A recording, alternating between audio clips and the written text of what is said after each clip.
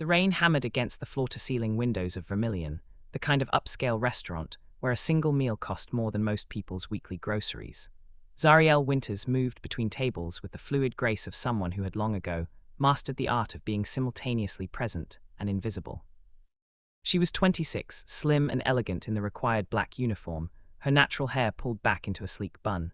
To the patrons of Vermilion, she was scenery, part of the ambience they paid for, like the Italian marble floors and the orchids that cost $300 per arrangement.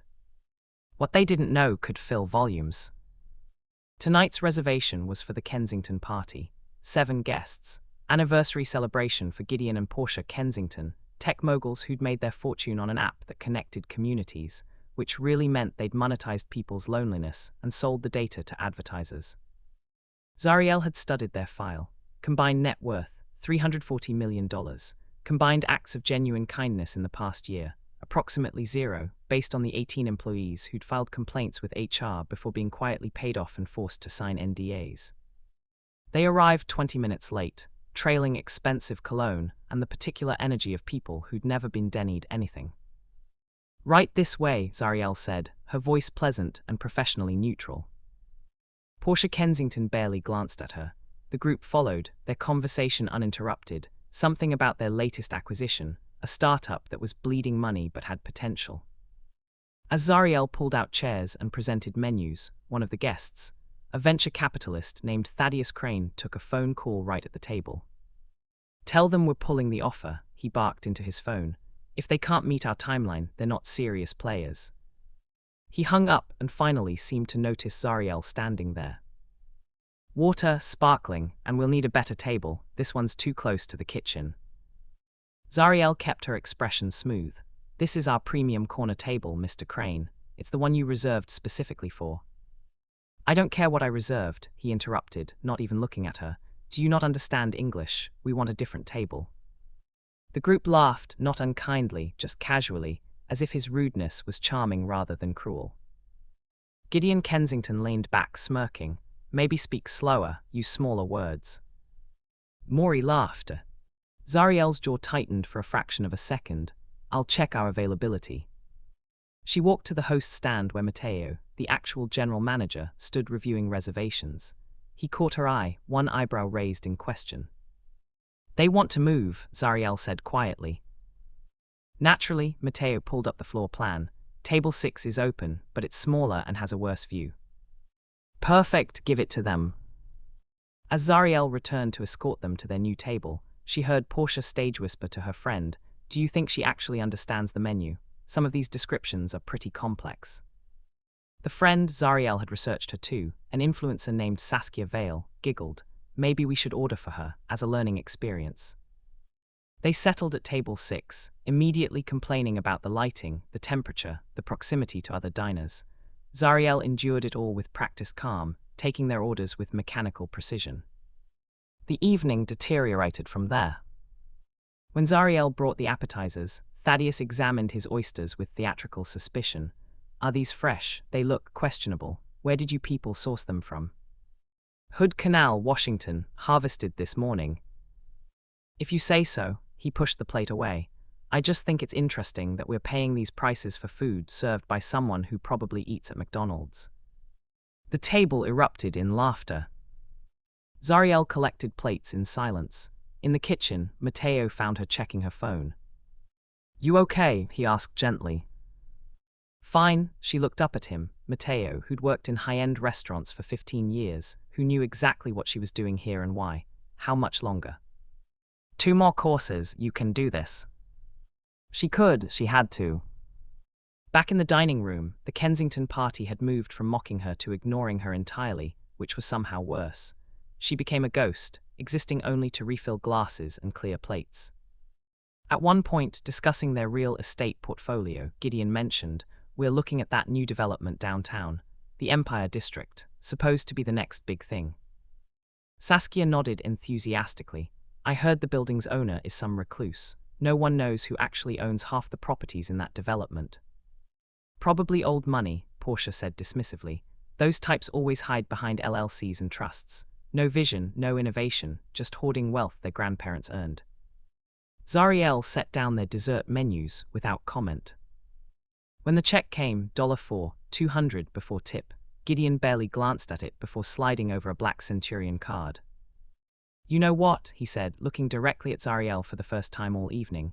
"You should really consider going back to school, learning a real skill. This," he gestured vaguely at the restaurant, "this can't be much of a life." Something in Zariel's chest went very cold and very still. "I appreciate your concern, Mr. Kensington." He smiled, all teeth. "Just trying to help. We could all use mentorship sometimes." As she walked away to process the payment, she passed Matteo again. "Now?" he asked quietly. "Not yet," Zariel said. "Let them leave feeling exactly as they do right now, superior, untouchable, certain of their place in the world." "You're playing with fire." "No," Zariel corrected. "I'm conducting an experiment. There's a difference." Gideon Kensington woke at 5:47 a.m. to his phone vibrating off the nightstand. The first notification was from his head of security: "Emergency, call immediately." The second was from his PR team: "Crisis situation, do not go online." The third was a news alert: "Tech moguls caught in viral video, the waitress they mocked had a secret." He sat up so fast the room spun. Beside him, Portia groaned, "What is it?" "I don't know." His hands shook as he opened his email.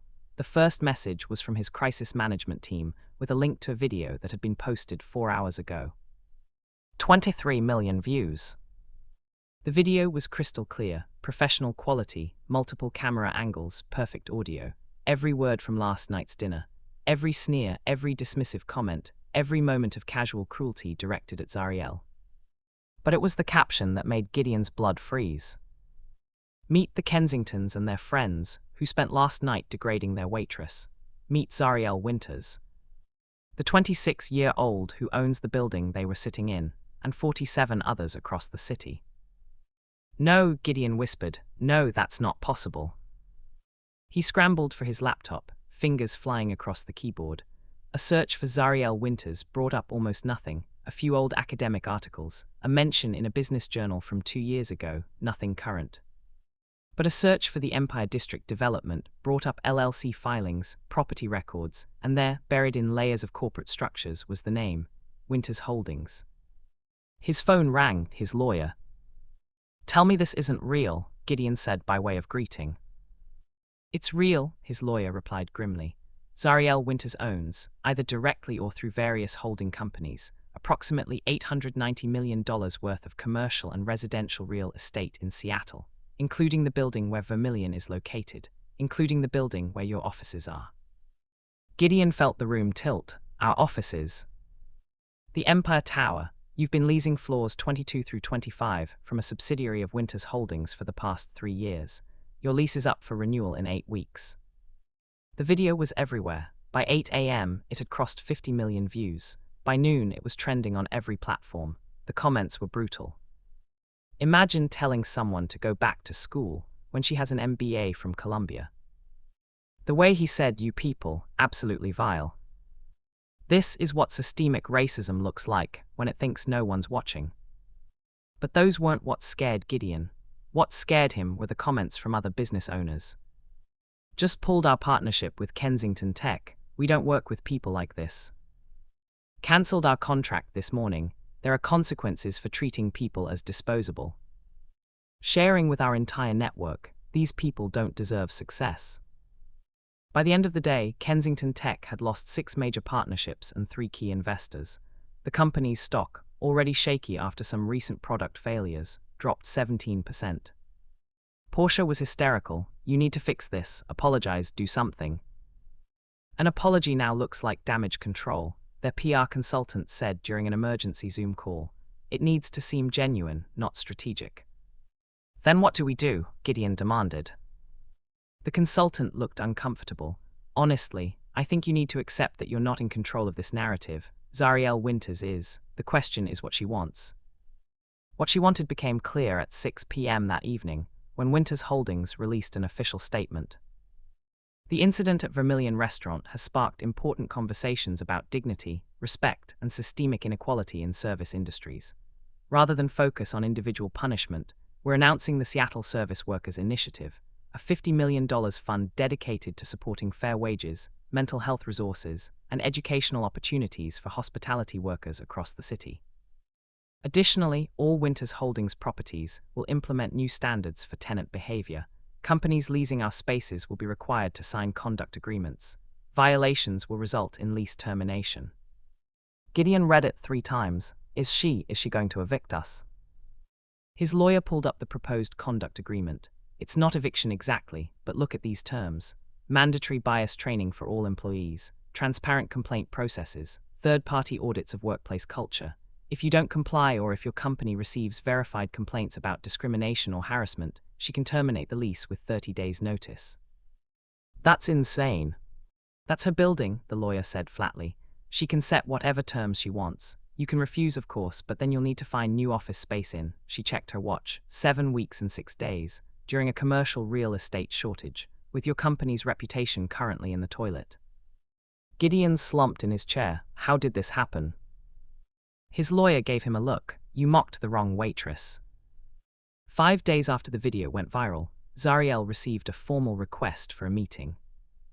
It came through her attorney, delivered on expensive letterhead from one of Seattle's most prestigious law firms. Gideon and Portia Kensington wanted to meet in person to discuss the situation and explore paths forward. Zariel sat in her penthouse office, the one on the 47th floor of Empire Tower, directly above Kensington Tech's offices, and considered the request. Are you going to see them? Matteo asked. He stopped by to drop off some paperwork from Vermilion, but really he was checking on her. They'd been friends since college, before she'd inherited her grandmother's small real estate portfolio and spent 5 years quietly, methodically, turning it into an empire. I don't know, Zariel admitted. Part of me wants to watch them squirm, part of me thinks it's a waste of time. What does your lawyer say? That it's my decision, but I should have witnesses if I do meet them. Her phone buzzed, a text from an unknown number. Ms. Winters, this is Thaddeus Crane. I owe you an apology. What I said was inexcusable. I'm hoping you'll give me the chance to say that in person. She showed it to Matteo, who snorted. Now they all want to apologize. Damage control, Zariel said. They're not sorry they did it. They're sorry they got caught. But even as she said it, she wondered, could people change? Could shame be transformative rather than just performative? She thought about her grandmother, Eulalie Winters, who'd worked as a hotel maid for 40 years, who'd saved every penny, invested wisely, bought her first property at age 52, who built something from nothing and left it all to Zariel with one simple instruction: use it to make things better. Zariel texted back, I'll meet with all of you. Thursday, 2 p.m. my office. Bring your lawyers if you want, but this isn't a negotiation. Thursday arrived cold and clear. Zariel dressed carefully, a tailored suit in deep burgundy, her grandmother's pearl earrings, heels that added 3 inches to her height, armor. They arrived exactly on time. Gideon, Portia, Thaddeus, and Saskia, along with 2 lawyers. They looked smaller in her office, diminished by the floor-to-ceiling windows and the abstract art that cost more than their cars. Mr. and Mrs. Kensington, Zariel said, gesturing to the conference table, please sit down. The lawyers tried to take control immediately, launching into prepared statements about misunderstandings and unfortunate incidents, but Zariel held up one hand. No, she said simply, I didn't ask you here to listen to lawyers spin this into something it was. I asked you here because I want to understand something. She looked directly at Gideon. Why did you think it was acceptable to treat me that way? The question hung in the air. Gideon's lawyer started to speak, but Gideon stopped him. I don't have a good answer, he said finally. I've been asking myself the same question for 5 days. Try, Zariel said, because I need to know if you actually understand what you did, or if you're just embarrassed you got caught. Portia spoke up, her voice trembling slightly. I thought you were just. She stopped, clearly struggling. God, there's no way to say this that doesn't sound terrible. Say it anyway. I thought you were just a waitress, someone whose opinion didn't matter, someone who'd forget about us as soon as we left. Portia's eyes filled with tears, and hearing myself say that out loud, I realize how monstrous that is, how completely I dehumanized you without even thinking about it. Zariel studied her carefully. The tears looked real, the shame looked real, but shame wasn't the same as understanding. Do you know why I worked at Vermilion? Zariel asked. They shook their heads. Because my grandmother told me that you can't understand a system from the top. You have to see it from the bottom. So I spent 6 months working in restaurants, hotels, retail stores, all properties I own, though the employees didn't know that. I wanted to see how people behaved when they thought there were no consequences. She pulled up a tablet and swiped through images. I documented everything, not just you, hundreds of interactions. The casual cruelty, the assumptions, the way some people seem to think service workers exist in a different category of human. Thaddeus leaned forward. What are you going to do with that documentation? I haven't decided, Zariel said honestly. Part of me wants to expose every single person who treated workers like they were disposable, but my grandmother taught me that revenge isn't the same as justice, so instead I'm offering you a choice. She slid folders across the table to each of them. These are the terms for your lease renewals and, in Mr. Crane's case, for the continued partnership between your fund and several of my holdings. You can accept them or you can walk away, but understand, if you walk away, this conversation is over. You'll find new offices, new investments, new spaces, and I'll use what I documented to make sure everyone knows exactly who you are. Gideon opened his folder. His face went pale. The terms were extensive: mandatory equity audits, transparent pay scales, third-party harassment reporting, quarterly community service, public commitments to fair labor practices, and personal conduct clauses that could trigger lease termination. This is extensive, one of the lawyers said carefully.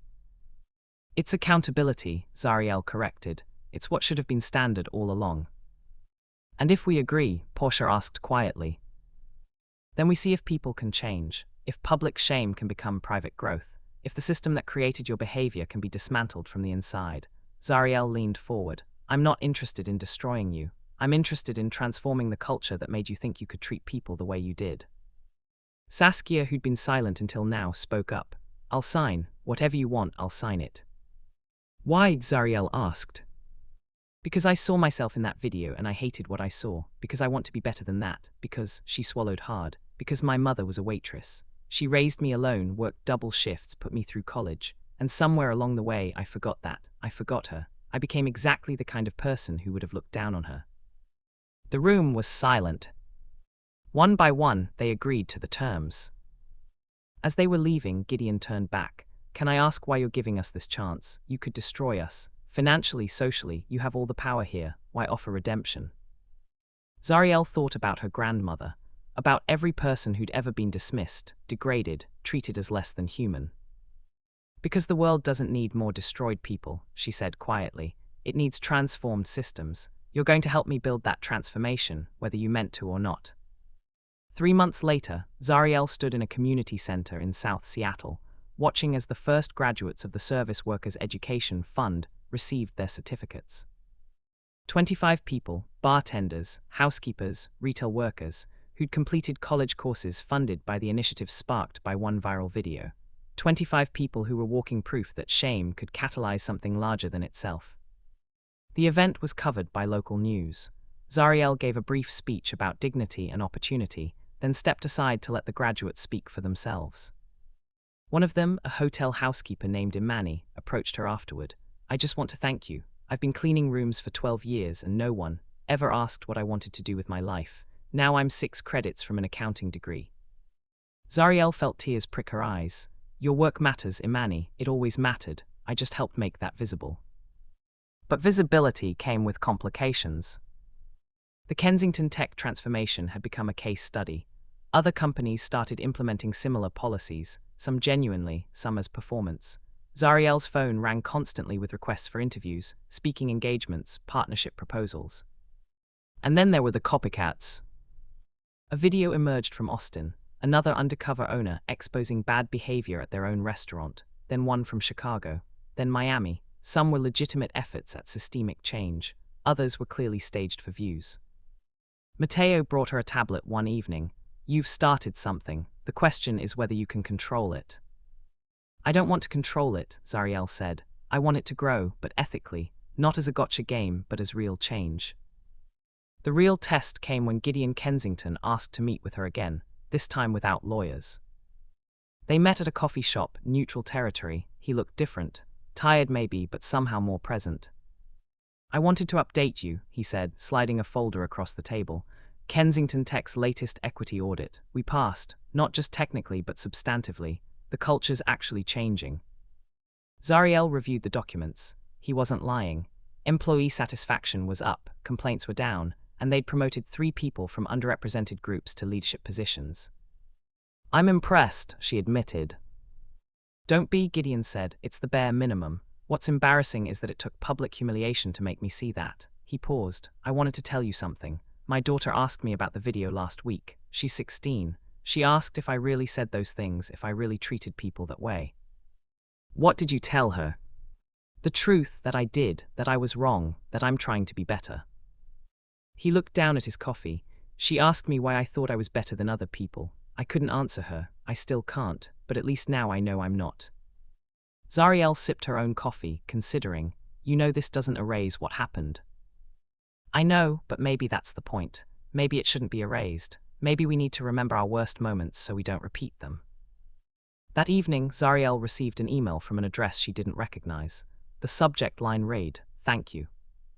The email was from a waitress in Phoenix who'd been fired for speaking up about harassment. She'd seen Zariel's video, seen the initiative, and decided to sue her former employer. She won. The settlement included policy changes for the entire restaurant chain. "You showed me that invisibility doesn't have to be permanent," the email read, "that we can make them see us." Zariel forwarded the email to her grandmother's old email address, which she kept active. She knew no one would read it, but somehow it felt important to send it anyway, like Eulalie was still out there somewhere, keeping track. The Seattle Service Workers Initiative expanded. More funding, more programs, more partnerships. But Zariel made a rule: no more undercover work, no more gotcha videos. Instead, they focused on structural change, living wages, healthcare access, education opportunities, anti-discrimination training that actually worked. 4 months after the video, Saskia Vale reached out with a proposal. "I want to use my platform differently," she told Zariel over lunch.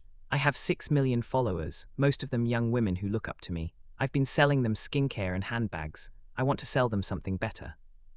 "Like what?"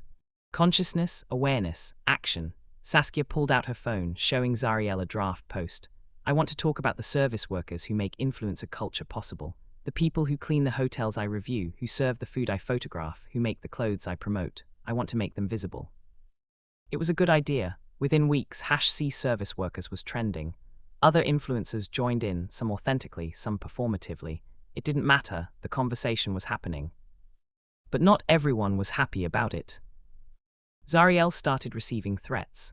Anonymous messages calling her a race baiter, an opportunist, a reverse racist. Someone spray-painted, "Geo back where you came from," on the side of one of her buildings.